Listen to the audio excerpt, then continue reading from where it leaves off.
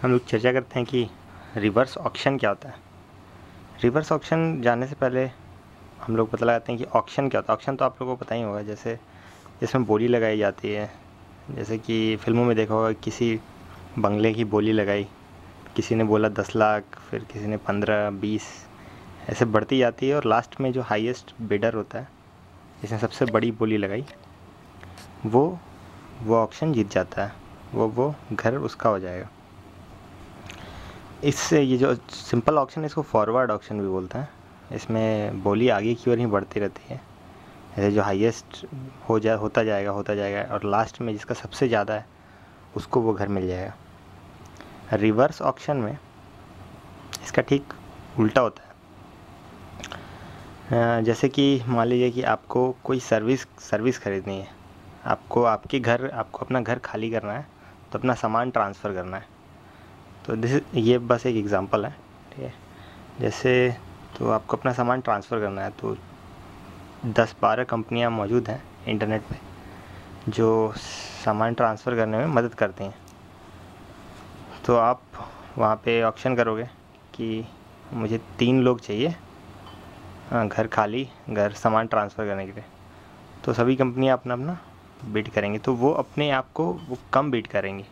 जैसे कि पहली कंपनी ने बोला कि हाँ मैं 3 लोग दूंगा, लेकिन 10,000 रुपये के एवज में।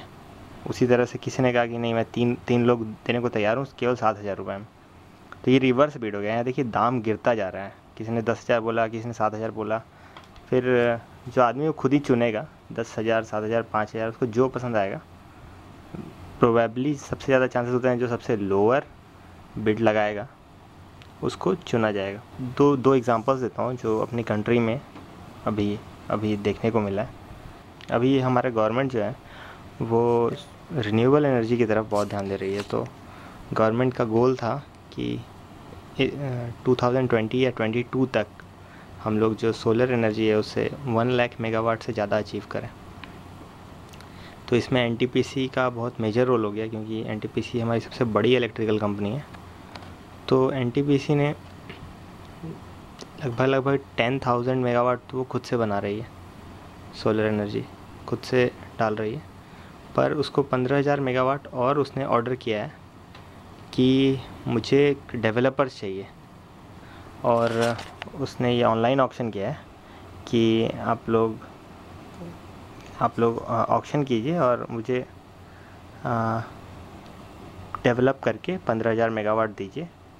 तो इसमें ऑक्शन होगा, जिसने सबसे कम बोली लगाई वो लोग डेवलप करना शुरू करेंगे। जैसे कि गवर्नमेंट, ये रिवर्स ऑक्शन से क्या फ़ायदा है कि हम लोग, इंडियन गवर्नमेंट सोच रही है कि ये जो पर यूनिट कॉस्ट है इलेक्ट्रिसिटी का वो 4.50 से नीचे हो, 4.25 4.5 रुपये के आसपास हो, जिससे कि कंज्यूमर्स का फ़ायदा हो।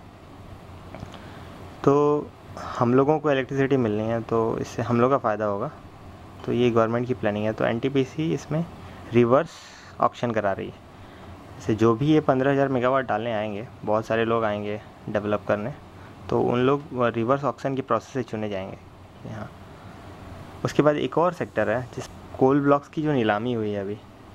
अब कोल भी काफ़ी 2-3 तरीके के होते हैं। जैसे कि एक कोल होगा जिससे आप स्टील इंडस्ट्री और सीमेंट इंडस्ट्री में यूज़ कर रहे हो। स्टील इंडस्ट्री का डिफरेंट कोल, सीमेंट इंडस्ट्री के लिए कोई अलग वैरायटी, और पावर जनरेशन के लिए एक अलग कोल यूज़ होता है। तो डिफरेंट कोल ब्लॉक्स होते हैं।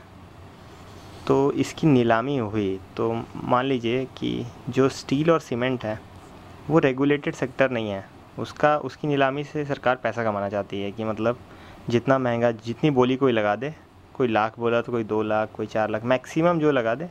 तो फॉरवर्ड ऑक्शन किया स्टील और सीमेंट के लिए। लेकिन इलेक्ट्रिसिटी एक आम जनता की रिक्वायरमेंट है, और ये सेक्टर जो रेगुलेटेड है, हमारी रेगुलेटरी बॉडीज़ हैं अलग अलग स्टेट के लिए। तो इसमें हम लोग रिवर्स ऑक्शन किए कोल ब्लॉक्स का। तो जैसे कि इसमें ऐसे सोचा गया कि हम लोग को जो पर यूनिट कॉस्ट है वो 3 रुपीज़ रखना है, ठीक है।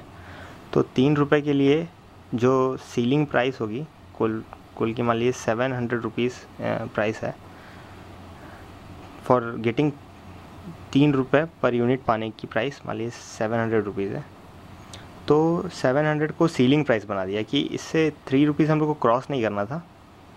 ₹3 पर यूनिट अपना गोल था, तो 700 रुपीज़ प्राइस को सीलिंग प्राइस बना दिया और रिवर्स ऑक्शन कराया गया।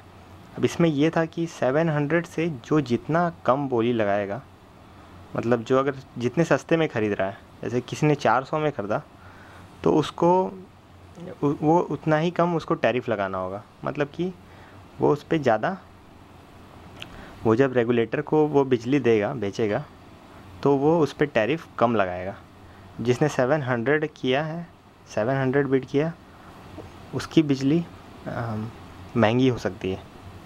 ठीक है, तो इसमें रिवर्स ऑक्शन, और इसमें हर एक 100 रुपीज़ जितना नीचे जाएगा उसके लिए 6 पैसे जो पर यूनिट है वो कम होता जाएगा।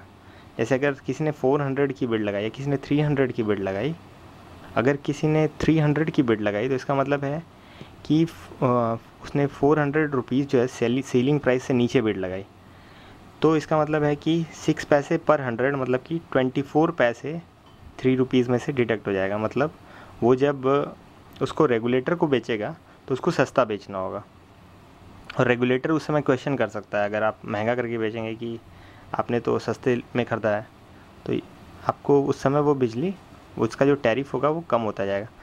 जिसने जितने कम रुपए लगाए ना, जैसे जिसने 200 रुपये लगाया, 300 रुपये लगाया, उसको उतना सस्ता बिजली बना करके बेचना होगा रेगुलेटर को।